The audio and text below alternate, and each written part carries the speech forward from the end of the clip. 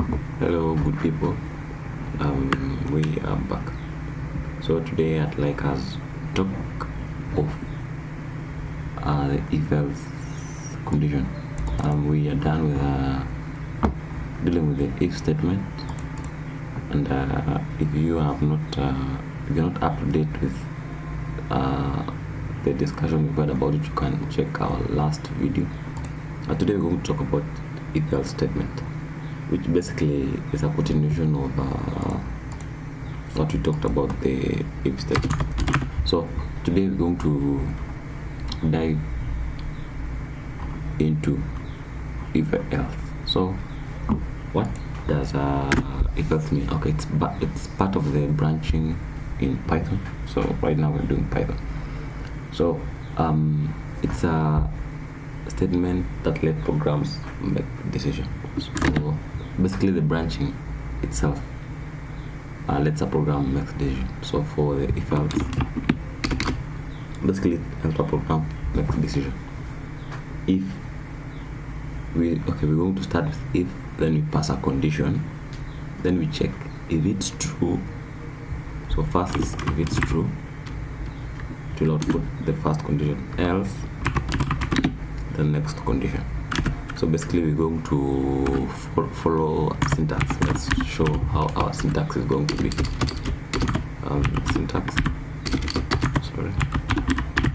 Syntax will be if statement, then we pass a condition, right? So if it is true, if, and then here we're going to pass code is true.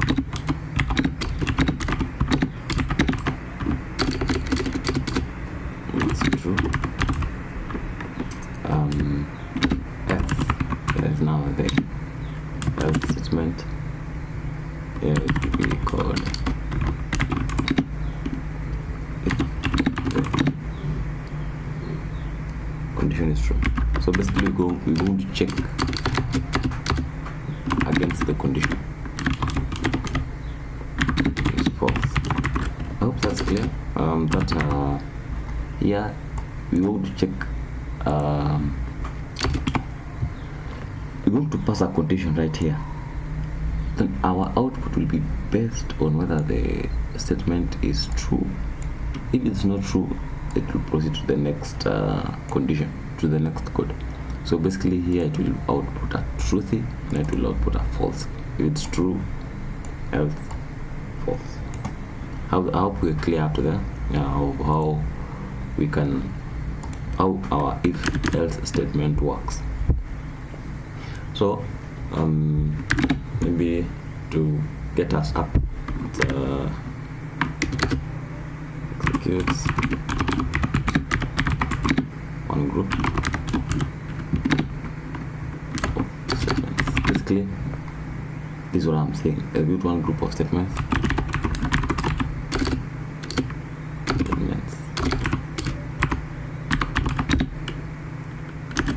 When an expression is true. Hope we are up to date with that. So it executes one group of statements if an statement is true, the first one. And then if basically another statements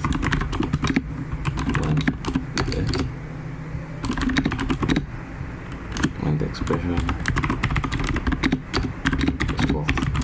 So this works in a truthy and falsy way. If it's true, I'll put the first one, if it's false, to the next one. So I hope our explanation is, I hope we're clear on the explanation of how if else works. If we're passing a condition, if the condition is true, it will output the first part.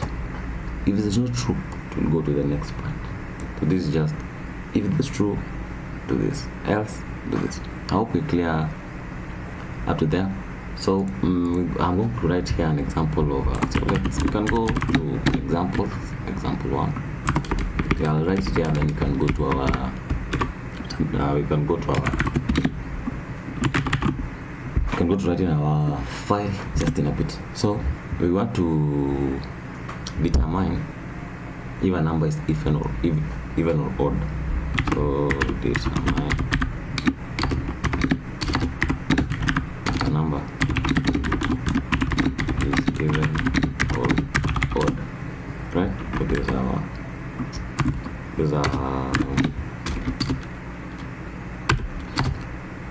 is what we're trying to get using there. So we have learned initially how to get a user input, right? So we're going to say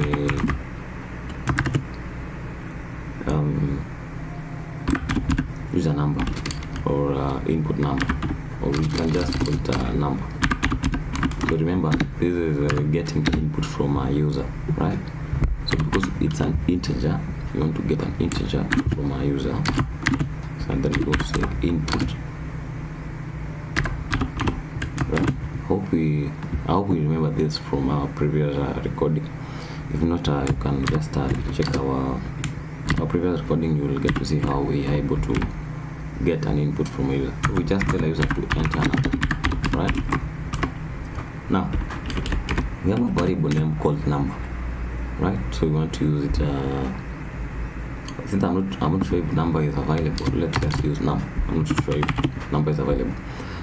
So now we now have a variable name called number. So we have a variable called num. It has stored an input from a user. This number has stored an input from a user, right?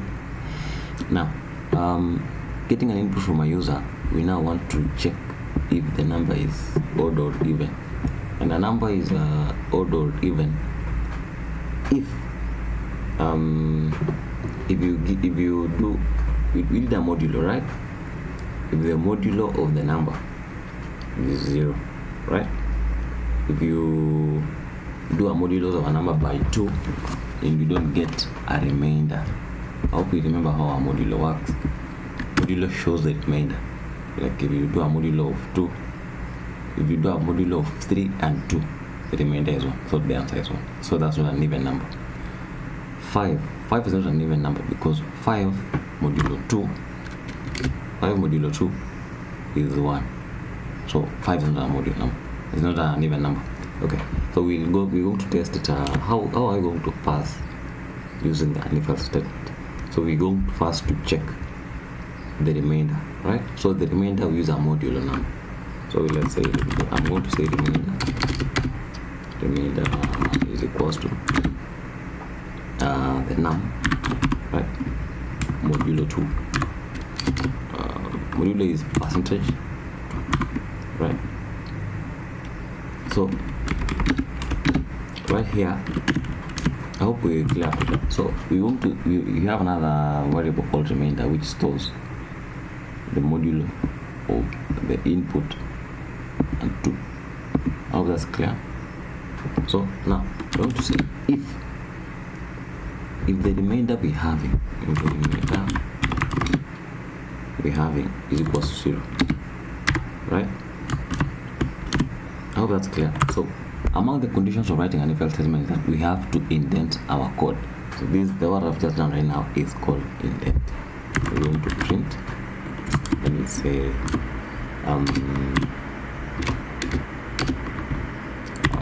you print and say this is an even number.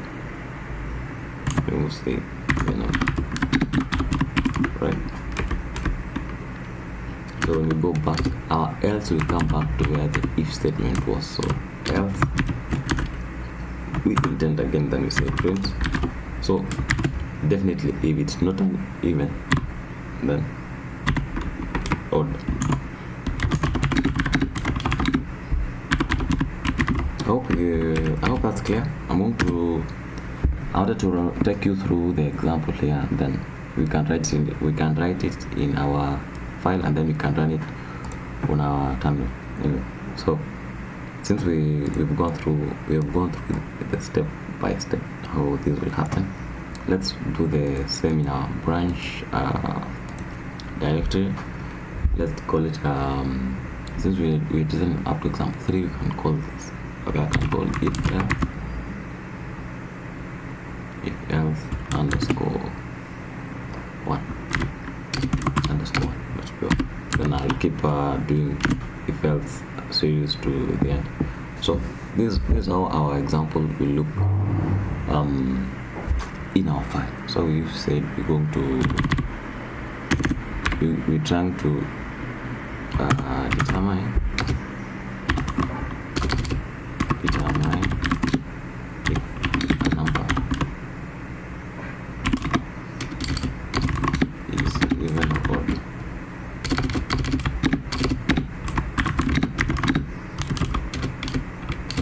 This is what we're trying to gain in our from our code. So as we've said, we're going to take user input, we're going to check the modulus, and then we're going to check the conditions. That's where the if else comes. Now we've said we're going to use num as to keep the user input. Then we say we want to keep it as an integer, and we want to take the input, right? Then we say ask the user enter number or enter an input, enter a number, right? So when the user enters a number, it's stored in our variable called num, and our variable follows the rules of naming a variable name. While having a variable name, our variable name is number. We've stored the user input in a num variable. Now we have a variable, so we need to talk of the modulus. So we are going to have a variable name called a remainder, which stores the modulus of the num. So we take the num modulo 2, right? So we're going to check. This is what will be our condition. What we're going to check against our statement. So we're going to say if now the remainder is equals to 0. We talked of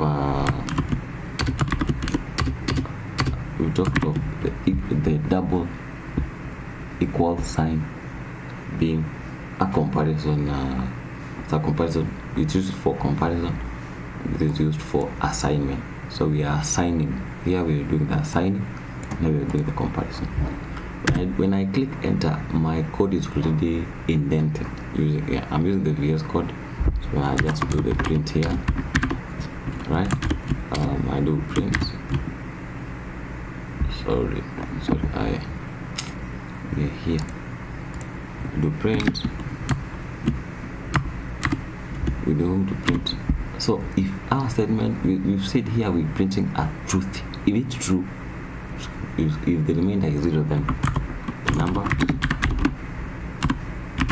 is divisible by 2, and we don't have any remainder. Then here we're going to do else full colon. Then we do a print. You see my code is already indented, huh? So we're going to say the number is odd. That's simple. Now let's run in our terminal, and then we see what we get. So let's get to our directory, and then we can try that. So it's in our branches. In our branches we have 1, 2, 3, 4, 5, 6. We have 6. So we're going to say Python. It's how to run the code. Python. Then the name of the code is if-else. When I do, I just start typing if, and then that gives me the full name. So it's Python if-else 1.py. When I click enter, it asks me for a number. I'll say 10, right? When I enter 10, I'm told the number is even. Why is 10 an even number? 10 an even number is because when I do a modulus of 10 and 2, I get a 0. That's how it is an even number. Let's do whereby it's false. Move to enter 11, whereby we have a remainder being 1, right?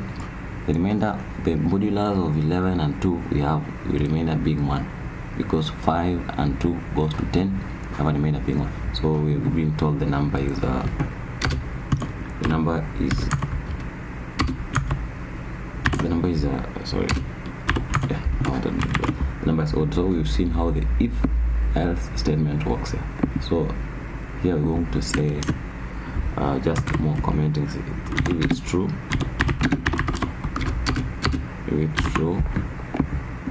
then here is I would say if it's false. So just comments to ensure to keep track of, okay, basically to tell us what's happening. If it's false, it's true. Then we talked about formatting a string. So if we want to format this string to tell us what they inform the user what they had placed as the input. For example, we're going to say here 11 is an even number, right? Or 11 is even. What we're going to do right now is formatting a string, whereby we're going to use the F word. So basically we're going to say here we're going to start F. Basically now we're saying formatting the string. Now we can now pass the variable name here under curly braces. So this and this, then we say so we're going to say now what the user entered, then we're going to say is same thing to the one for odd. Are we going to cover more? We did say if we want to format a string, is that with an F keyword, and then we pass the variable name curly brace. So we do this. We say now.